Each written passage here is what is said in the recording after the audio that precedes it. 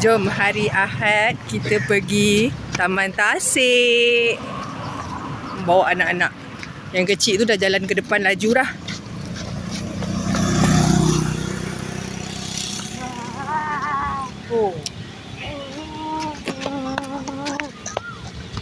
Jom kita jalan menuju ke Taman Tasik. Taman Tasik ni dah ada kolam. So, kita berkelah dekat kolam.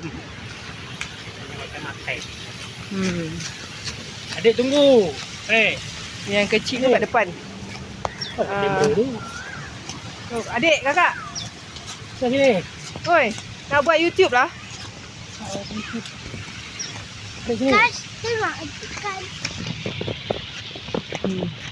Taman Tasik Titu Angsa.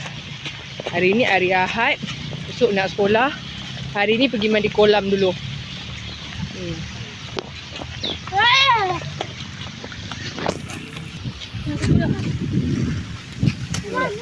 Adik, cepat adik. Jom.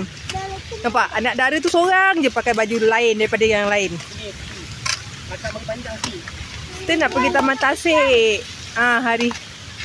Hari Ahad. Berkelah dah. Bawa barang-barang ni. Dah pergi berkelah. Bukan tepi sungai.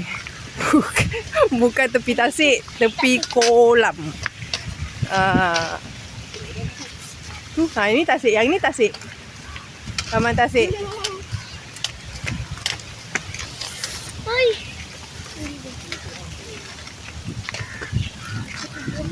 Kita punya tema hari ini color navy blue.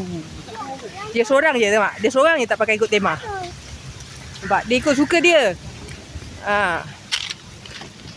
Jom tunggu sekejap Kita nak packing kejap. Jogging.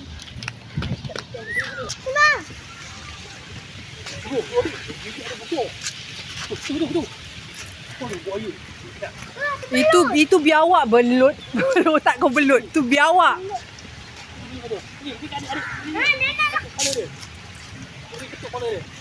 Ada belut. Diorang nampak tu. Tu biawak.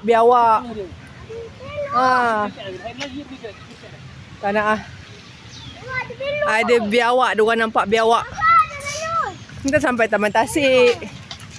Tu.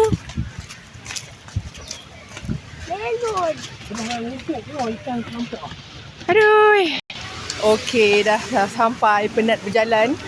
Kita berkelah dekat bawah pondok ni tau. Packing barang.